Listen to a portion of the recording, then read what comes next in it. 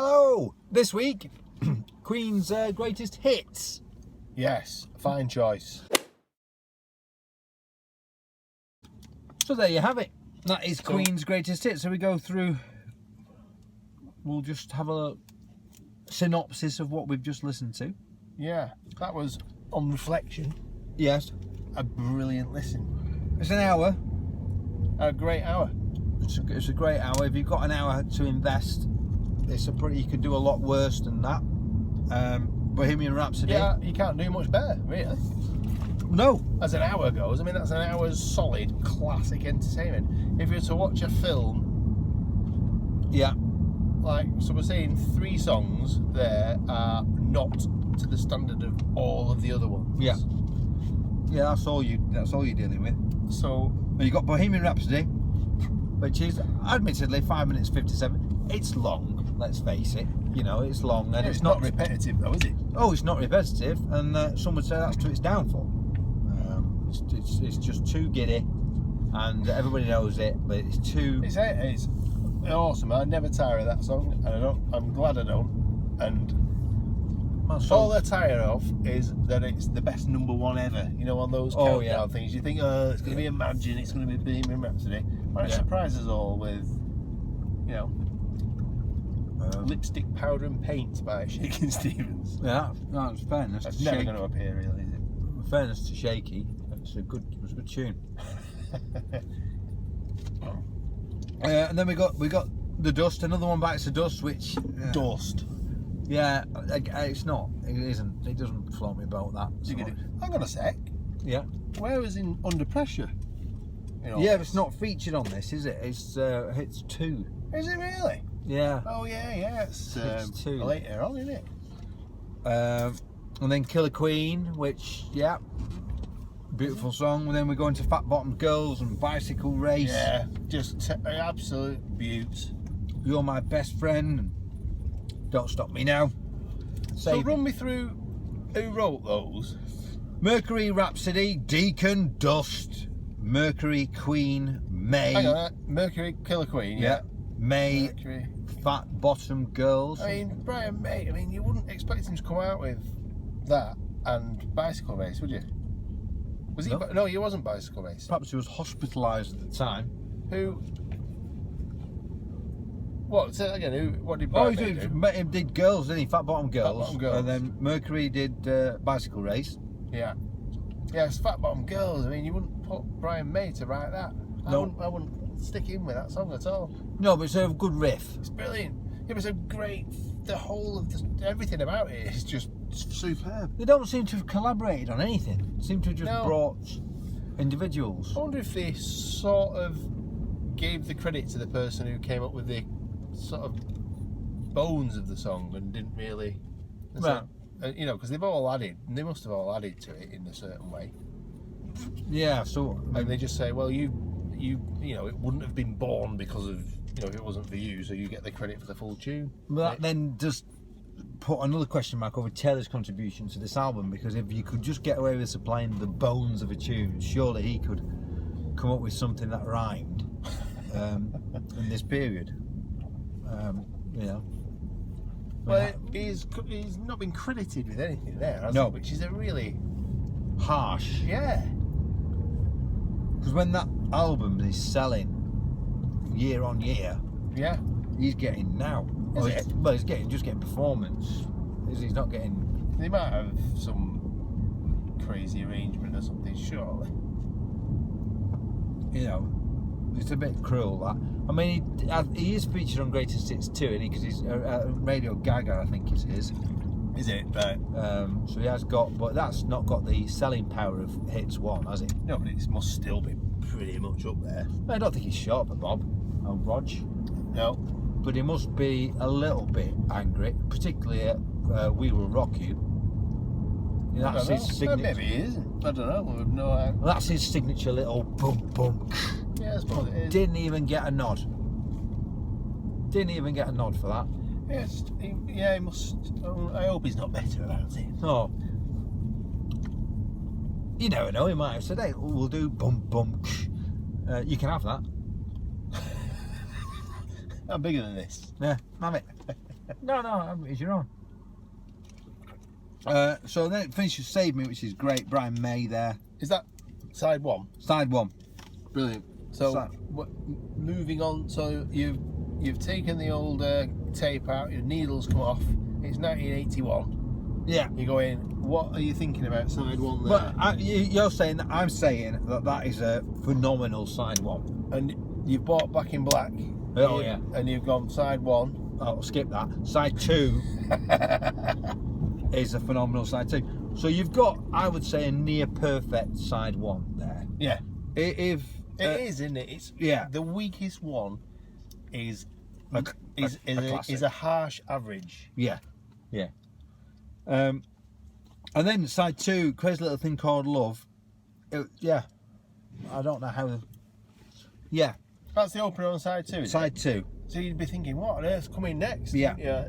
Standard rock and roll, and then you're into Somebody to Love, which is just unbelievable. Classic. Now I'm Here. In fact, you wouldn't be thinking that because it's the greatest hits, isn't it? Yeah. But Now I'm Here. Oh yeah. And then Good Old Fashioned Lover Boy, which is a great song. But it's weird. Weird. Play the Game, which is probably, to me, one of those forgotten classics.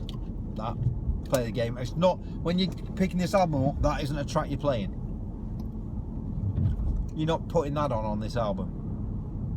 You can play 2 tracks on this album. Play the Game isn't one of them. No, it's not. No, it's even though I do like Bohemian Rhapsody, I would say the 2 tracks for me would be Fat Bottom Girls and Bicycle Race. Oh, you only needed a 7-inch single, do you? Yeah, I know, double A. Double A. I didn't know that. What an amazing double A single that is. I don't know what it is about those 2 tunes. They just they've got everything about them. Nostalgia first and foremost, and then just good tunes. And then we're on to Flash. I mean, that is horrendous. Yeah. I mean, the people who made the film, the people who made that film. I mean, that's 1980. Yeah. So, is that where you've got Brian Blessed acting at altitude? So, what you've got there is the makers of the film going, right, you never guess what? What? I've only got Queen to do this. You're joking me. Queen in the heyday doing it. Yep. Guess who's writing it? I don't know. It's either going to be. It's not Deacon, is it? No, it's not Deacon. May put it together. Wow. Right. What do you mean, Fat Ball? Yeah. Brilliant. Can't wait for this. He's asked for some audio clips from the film. From the film. What, from our film? What's going on? Yeah. Right. Okay. And what's he going to do with it? He doesn't want a verse. There's no verse. He's just using the one note. They're going to be gutted, aren't they? They're thinking this is Bohemian Rhapsody and they've got Flash. We've got the demo tape of the CD and he just says, before he records anything, did you like Jaws? So that is really, realistically what's gone on. I mean, the guy who's arranged that, the next film he made, he was not on sound, was he? No. Get Williams in. Yeah. Oh, unbelievable. So that's Flash. Then Seven Seas of Rye, when it starts, you think this is awesome. This is going to be. Maybe if it wasn't for Flash, Queen might have done E.T. Yeah. That's a bad song. Seven Seas of Rye is a scruffy song, and it's a Queen scruffy song written by Mercury. That actually proves they're a band, really, to me. Seven Seas of Rye. What? It's sloppy-ish. Yeah, it's just scruffy, not finished. I'd like to know a bit about that then, because it's from the album Queen 2 from 1974. So early doors, that is. Yeah, is that whole album scruffy? Maybe. Is it like the Mark Kelly's Greasy Spoon whatever? Well, that's not scruffy particularly, is it? Well, in these terms, absolutely. Well, I mean, it's scruffy Queen, so in normal rock terms. Yeah, absolutely on the money. Flawless, yeah. And then we've got We Will Rock You, which is just essentially chanting for 2 minutes. Yeah, and now does that become a song that you would want to listen to more than once. Yeah. You can see that in a live format being. Yeah, I was just thinking that, and you said it. I bet it would win you over if you saw it, saw him live. Did 5 do that? They did that. Yeah, they did that. That was a pretty. It was alright. It was okay. 1, 2, 3, 4. Yeah. 5. Yeah. And then you've got We Are the Champions. Yeah. Short. I mean, the thing that I liked, they are short. What, the songs? Yeah. We Are the Champions is 3 minutes. Well, you'd think that would be a 5 minutes. Yeah, you? absolutely, you would. Absolutely. There's a 3 minute one. Crazy Little Thing Called Love, 2 minutes 42. Yeah, I would have thought that would be short. But live, that is really good. Crazy Little Thing Called Love. Now, funny enough, you mentioned Under Pressure. That was available on the US and Canadian versions of this album. Oh, was it really? Yeah. Well, what year was that then? I would have guessed it like 83 or something. 82. 82. So it was really released in. Yeah, it was later included on the album Hot Space, so it must have been written specifically for the greatest hits. There's a 90. It's another one. I mean, it's wow, wait, what a crazy order this is. They must love Deacon in the US and Canada, because the album opens with a Deacon, another one Bites the Dust, and it has Deacon obviously Under Pressure. Oh yeah. So they must love Deacon there. There's a 14-track album versus the UK's 17 tracks. So they dropped. They dropped Rye. Right, dropped. Right. Well, I wonder what. What else is dropped? Well, I've got another one. Back to Dust, Bohemian Rhapsody, Crazy Little Thing Called Love, Killer Queen, Fat Bottom Girls, and Bicycle Race. Fat Bottom Gulls. That's another song about birds. Under Pressure, We Will Rock You, We Are the Champions. Flash still made it. So Under Pressure was in. Yeah. And Rye isn't. Right isn't. Somebody to Love, You're My Best Friend, Keep Yourself Alive. What's that? Play the game, that's Keep Yourself Alive. Oh yeah. So that's 14 tracks. So they dropped a good old fashioned Lover Boy and something else. Well, I wonder what version was the first version we heard then. They definitely didn't have 7 Seas of Rye on. Right. I can't remember it. I mean, we may have an imported version. We may have had a. I don't remember it particularly being 17 songs though, but it seems like a lot, doesn't it?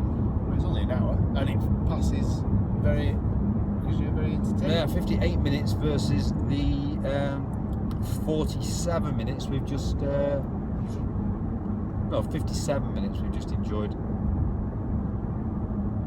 Yeah, great. That is Queen's Greatest Hits. Hope you enjoyed it. Yeah. We did. Yeah, definitely. And till next time. Which hopefully will be a bit lighter. Yeah, it's miserable, isn't it? Yeah. Very miserable indeed. So till next time, we'll see you and enjoy.